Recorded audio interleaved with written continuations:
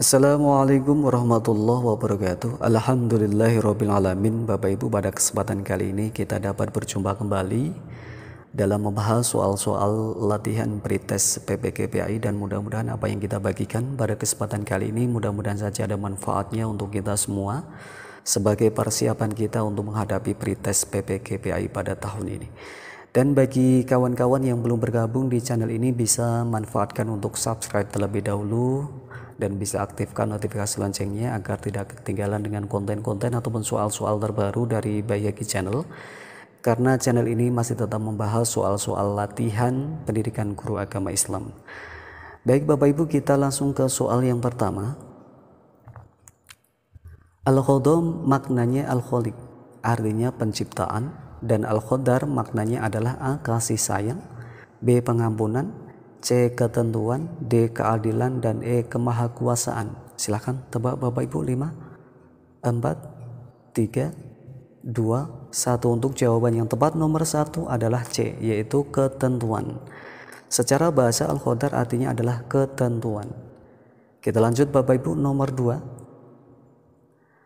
Pak Udin menemukan beberapa peserta didiknya yang prestasinya bagus selalu mencoret-coret buku catatan dengan berbagai ilustrasi sehingga tidak pernah rapi dan terkesan kotor. Tindakan yang sebaiknya dilakukan Pak Udin adalah A. meminta peserta didik memindahkan catatan ke buku baru, B. memberikan catatan penilaian dari aspek kerapian, C. menegur dan menasihati agar menjaga kerapian buku catatan, D. memberikan catatan penilaian dari aspek kerajinan, dan E. menanyakan strategi belajar yang dilakukan. Silahkan tebak Bapak Ibu. 5, 4, 3, 2, 1. Untuk jawaban yang tepat nomor 2 adalah B, yaitu memberikan catatan penilaian dari aspek kerapian. Tindakan yang sebaiknya dilakukan oleh Pak Udin adalah memberikan catatan penilaian dari aspek kerapian. Kita lanjut Bapak Ibu, nomor 3. Kiamat menurut sains dimungkinkan dengan ciri-ciri jika bumi A. tsunami, B. gempa, C. banjir, D. kacau balau, dan E. ditabrak oleh planet asteroid lain. Untuk jawaban yang tepat nomor 3 adalah E Bapak Ibu, yaitu ditabrak oleh planet asteroid lain. Kiamat menurut sains dimungkinkan dengan ciri-cirinya jika bumi ditabrak oleh planet asteroid lain. Kita lanjut Bapak Ibu, nomor 4. Model pembelajaran yang menyajikan masalah kontekstual di mana peserta didik bekerja dalam tim untuk memecahkan masalah dunia nyata atau real world sehingga merangsang peserta didik untuk belajar merupakan ciri khas model pembelajaran berikut: A. discovery learning, B. inquiry, C. PJBL atau project based learning, dan D. PBL atau problem based learning. Untuk jawaban yang tepat silahkan tebak Bapak Ibu. 5, 4, 3, 2, 1. Untuk jawaban tepat adalah D, yaitu PBL atau problem based learning. Pembahasannya, problem based learning PBL atau pembelajaran berbasis masalah adalah sebuah metode yang mengenalkan siswa pada suatu kasus yang memiliki keterkaitan dengan materi yang dibahas. Siswa kemudian akan diminta untuk mencari solusi untuk menyelesaikan kasus masalah tersebut. Jadi untuk jawaban yang tepat nomor 4 adalah D, problem based learning. Kita lanjut Bapak Ibu, nomor 5. Sihir secara bahasa bermakna A. buram, B. samar-samar, C. nyata, D. jelas, dan E. tampak. Untuk jawaban yang tepat nomor 5 adalah B, yaitu samar-samar. Dilansir dari Ensiklopedia Britannica, sihir secara bahasa bermakna samar-samar. Kita lanjut Bapak Ibu, nomor 6. Penciptaan realisasi Allah atas sesuatu pada kadar tertentu sesuai dengan kehendaknya pada azali disebut A. khodim, B. khodo, C. khodi, D. khodar, dan E. khaul. Silakan tebak Bapak Ibu. 5, 4, 3, 2, 1. Untuk jawaban yang tepat adalah D, yaitu adalah khodar. Pembahasannya, khodar atau yang disebut dengan sebagai takdir merupakan sebuah ketentuan yang akan terjadi dan menjadi sebuah pilihan dari apa yang diinginkan oleh makhluk itu sendiri. Sehingga biasanya pada takdir akan dilakukan permintaan terhadap tanggung jawab yang ada. Untuk jawaban yang tepat nomor 6 adalah D, yaitu khodar. Kita lanjut Bapak Ibu nomor 7.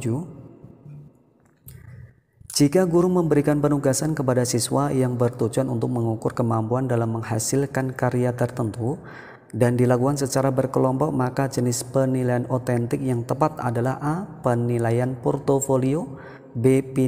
Penilaian kinerja, C. Penilaian diri, D. Penilaian proyek, dan E. Penilaian jurnal. Silahkan tebak Bapak Ibu. 5, 4, 3, 2, 1. Untuk jawaban yang tepat nomor 7 adalah D, yaitu penilaian proyek. Penilaian proyek adalah penilaian yang dilakukan terhadap suatu tugas yang harus diselesaikan dalam periode atau jangka waktu tertentu. Tugas tersebut berupa suatu bentuk investigasi atau penyelidikan. Untuk jawaban yang tepat nomor 7 adalah D. Kita lanjut Bapak Ibu nomor 8. Kemampuan manusia di luar kebiasaan yang diberikan oleh Allah kepada pemaksiat disebut A. Keramat, B. Istisqa, C. Laknat, D. Istidraj, dan E. Istikharah. Silakan tebak Bapak Ibu. 5, 4, 3, 2, 1. Untuk jawaban yang tepat nomor 8 adalah D, yaitu istidraj.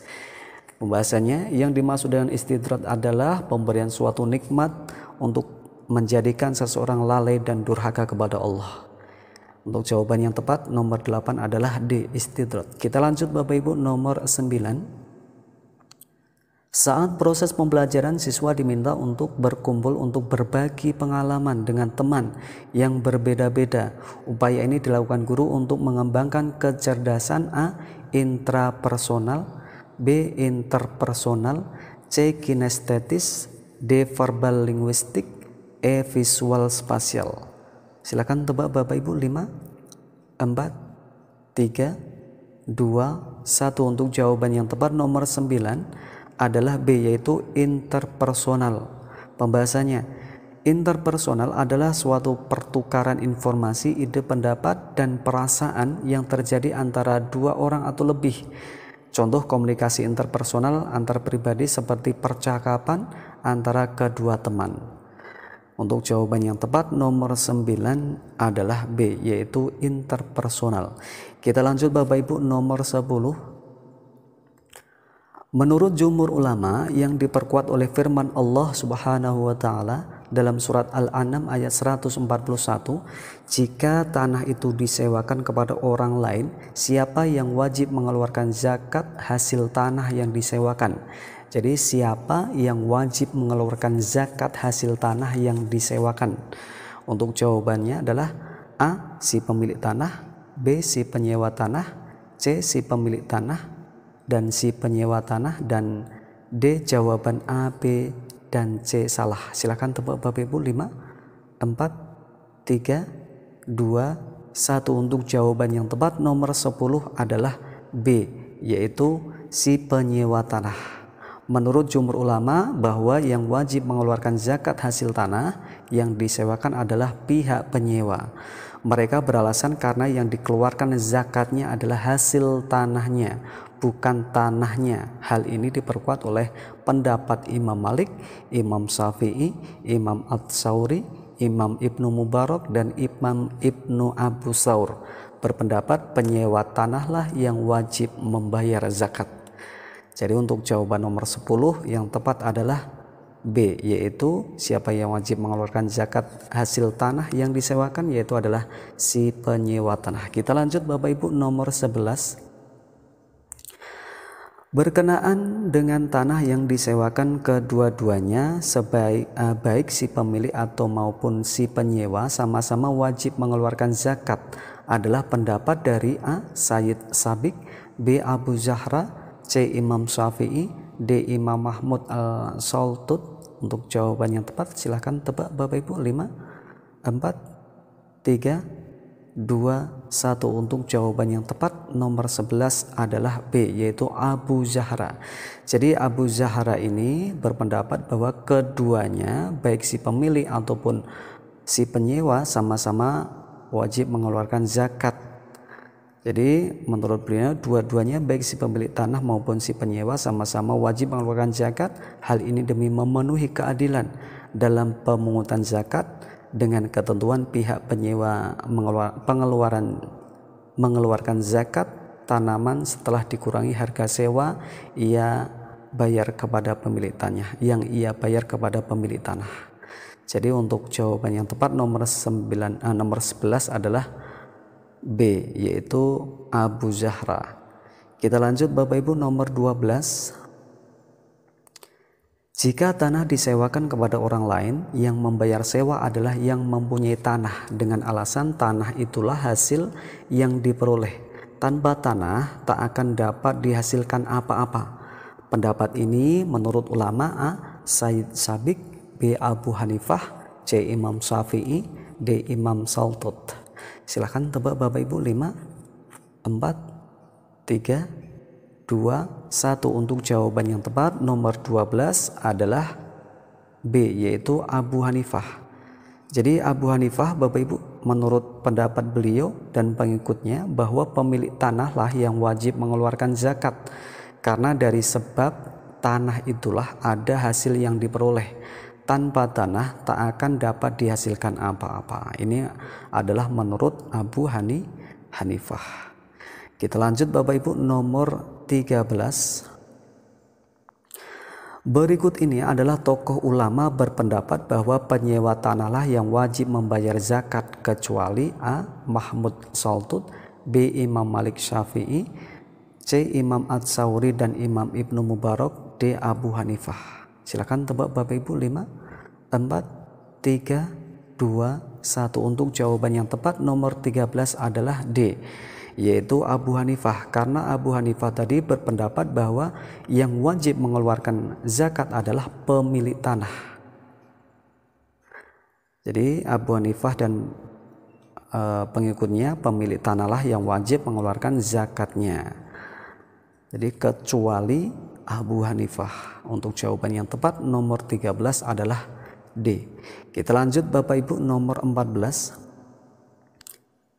Pak Ahmad adalah karyawan BUMN, setiap bulan mendapat gaji 8 juta rupiah. Dari gaji tersebut Pak Ahmad mengeluarkan keperluan pokok rumah tangganya 1 juta rupiah, membayar sekolah 2 orang anak 1 juta rupiah, membayar cicilan rumah 550.000 rupiah, dan membayar listrik 100.000 rupiah. Jika harta ini dapat dianalogikan pada zakat pertanian berdasarkan nisab sebesar 653 kg gabah kering giling setara dengan 522 kg beras, dengan waktu pengeluaran zakat haulnya setiap kali menerima penghasilan gaji, sementara harga beras per kilogramnya yaitu adalah 8.500. Berapakah Pak Ahmad harus membayar zakatnya? Nah, ini termasuk zakat profesi Bapak Ibu ya. Untuk jawabannya A adalah 1.464.000, B 2.400.000, C 133.750 rupiah, dan D belum wajib zakat. Silakan tebak Bapak Ibu. 5, 4, 3, 2, 1. Untuk jawaban yang tepat nomor 14 adalah C, yaitu 133.750 rupiah. Sekarang kita hitung Bapak Ibu. Kita tentukan dulu nisabnya Bapak Ibu. Jika atau jadi harga beras per kilogramnya adalah 8.500 Bapak Ibu ya. Harga berasnya atau per kilogramnya adalah 8.500. Terus dikalikan yaitu setara dengan gajinya Pak Ahmad tadi, jika dianalogikan menjadi zakat pertanian menjadi 522 kg beras. Jadi 8.500 dikalikan 522 kg beras. Jadi ketemu Bapak Ibu nisabnya yaitu 4.437.000 rupiah. Itu adalah nisabnya Bapak Ibu ya. Selanjutnya, dengan penghasilan gaji Pak Ahmad yaitu 8 juta dikurangi 1 juta untuk keperluan pokok rumah tangga, terus 1 juta lagi untuk pembayaran 2 orang anak, terus dikurangi lagi 550 untuk membayar cicilan, terus dikurangi lagi 100.000 rupiah untuk apa tadi, untuk membayar listrik. Jadi sisa dari gaji Pak Ahmad yaitu adalah 5.350.000 rupiah. Ini adalah sisa dari gaji Pak Ahmad. Jadi artinya apa? Sisa gajinya Pak Ahmad ini di atas nisabnya. Artinya Pak Ahmad wajib mengeluarkan zakat. Jadi Pak Ahmad wajib membayar zakat profesi karena di atas nisab 4.437.000. Selanjutnya, maka Pak Ahmad membayar zakat profesinya adalah 2,5% dikali 5.350.000 rupiah. Jadi yang membayar zakat atau Pak Ahmad harus membayar zakat profesinya sebesar 133.750 rupiah. Kenapa dapat 25%? Ini adalah batas zakat profesi, Bapak Ibu ya. Batas zakat profesi adalah 2,5% dikalikan 5.350.000 rupiah lalu dibagi 100 menjadi sisanya atau yang harus dikeluarkan oleh Pak Ahmad yaitu adalah 133.750 rupiah, Bapak Ibu. Kita lanjut Bapak Ibu, nomor 15. Jadi untuk jawaban nomor 14 yang tepat adalah C, yaitu 133.750 rupiah. Kita lanjut Bapak Ibu. Pak Abdul Baqi adalah seorang karyawan swasta yang berdomisili di Bogor. Ia mempunyai seorang istri dan 2 orang anak yang masih kecil. Penghasilan per bulannya adalah 5 juta. Jika nisabnya adalah 522 kg beras, harganya per kilogram yaitu adalah relatif, artinya masih bisa berubah Bapak Ibu ya. Berapakah zakat yang dikeluarkan Pak Abdul Baqi? A 225.000, B 130.000, C 200.000, D 125.000. Kita hitung kembali Bapak Ibu. Kita cari batas nisabnya terlebih dahulu. Untuk jawabannya adalah D 125. Kita hitung. Kita tentukan nisabnya terlebih dahulu. Jadi harga beras per kilogramnya tadi di sini adalah 7.000 Bapak Ibu. Ini relatif, artinya apa? Bisa berubah-ubah. Jadi 7.000 itu adalah harga beras per kilogram. Terus dikalikan 522 kg beras. Jika nisab 5 juta ini jika dijadikan nisab per kilogram beras menjadi 522 kg beras. Jadi 7.000 dikalikan 522 kg beras menjadi 3.654. Ini adalah nisabnya Bapak Ibu ya. Jadi sudah ketemu nisabnya. Selanjutnya, penghasilan bersih per bulan Pak Abdul Baqi ini adalah 5 juta. Artinya apa?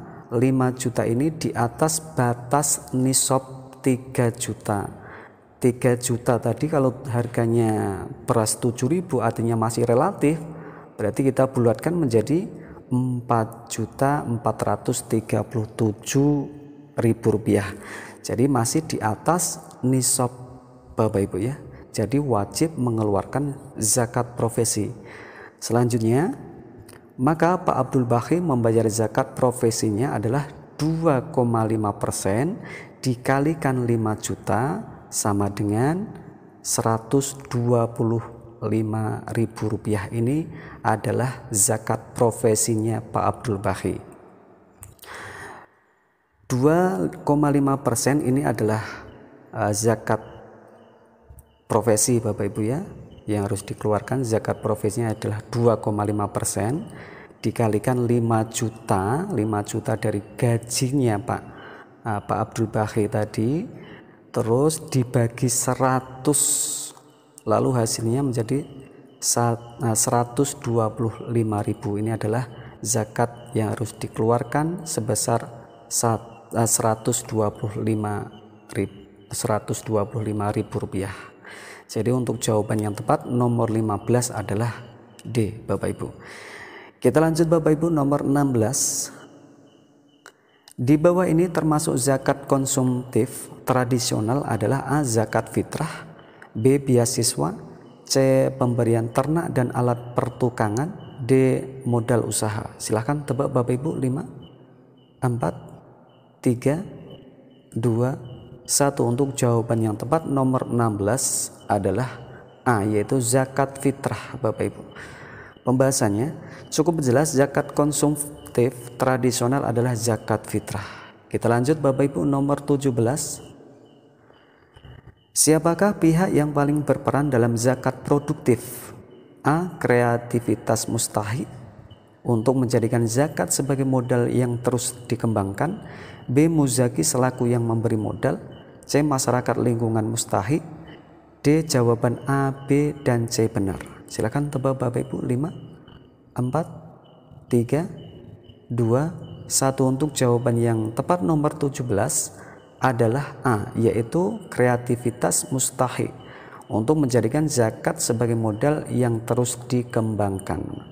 Jadi zakat produktif sendiri adalah zakat yang diberikan kepada penerimanya mustahik sebagai modal untuk menjalankan kegiatan ekonomi dalam bentuk usaha.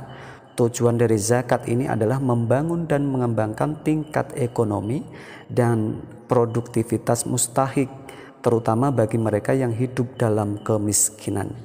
Untuk jawaban yang tepat nomor 17 adalah A, Bapak Ibu ya. Kita lanjut Bapak Ibu, nomor 18. Keberadaan zakat bagi penerimanya yang berpotensi untuk membangun dan meningkatkan perekonomian kecuali A. Konsumtif tradisional, B. Konsumtif kreatif, C. Produktif tradisional, D. Produktif kreatif. Jadi keberadaan zakat bagi penerimanya yang berpotensi untuk membangun dan meningkatkan perekonomian kecuali 5, 4, 3, 2, 1. Untuk jawaban yang tepat nomor 18 adalah A, yaitu kecuali konsumtif tradisional. Konsumtif tradisional maksud mendistribusikan zakat secara konsumtif tradisional adalah bahwa zakat dibagikan kepada mustahik dengan secara langsung untuk kebutuhan konsumtif sehari-hari, seperti pembagian zakat fitrah berupa beras dan uang kepada fakir miskin setiap Idul Fitri atau pembagian zakat mal secara langsung. Nah, jadi kecuali yaitu konsumtif atau tradisional, ini adalah keberadaan zakat bagi penerima yang berpotensi untuk membangun dan meningkatkan perekonomian kecuali konsumtif Bapak Ibu ya. Kita lanjut Bapak Ibu, nomor 19. Di bawah ini termasuk zakat konsumtif kreatif adalah A. Zakat fitrah, B. Beasiswa, C. Pemberian ternak dan alat pertukangan, D. Modal usaha. Silahkan tebak Bapak Ibu. 5, 4, 3, 2, 1. Untuk jawaban yang tepat nomor 19 adalah B, yaitu beasiswa. Jadi distribusi bersifat konsumtif kreatif, yaitu zakat diwujudkan dalam bentuk lain dari barangnya semula, seperti diberikan dalam bentuk alat-alat sekolah, beasiswa, dan lainnya, atau bantuan sarana ibadah seperti mukena, sajadah, sarung, dan sebagainya. Jadi untuk jawaban yang tepat nomor 19 adalah B, yaitu beasiswa. Kita lanjut Bapak Ibu, nomor 20. Di bawah ini termasuk zakat produktif tradisional. Nah, di sini sudah ada pembahasannya. A. Zakat fitrah, B. Beasiswa, C. Pemberian ternak dan alat pertukangan, D. Modal usaha. Untuk jawaban yang tepat nomor 20 adalah C Bapak Ibu, yaitu pemberian ternak dan alat pertukangan. Pembahasannya distribusi bersifat produktif tradisional, di mana zakat diberikan dalam bentuk barang produktif seperti kambing, sapi, alat cukur, alat pertukangan, dan lain sebagainya. Pemberian dalam bentuk ini akan dapat menciptakan suatu usaha yang membuka lapangan kerja bagi fakir miskin. Alhamdulillahirrabbilalamin. Bapak Ibu, kali ini kita sudah menyelesaikan 20 soal, dan mudah-mudahan soal kali ini mudah-mudahan ada manfaatnya untuk sebagai persiapan kita menghadapi pretest PPG PAI. Untuk soal berikutnya kita sambung di lain waktu. Kami cukupkan sampai di sini Bapak Ibu, kami akhiri. Wallahu muwaffiq ila aqwamit thoriq. Wassalamualaikum warahmatullahi wabarakatuh.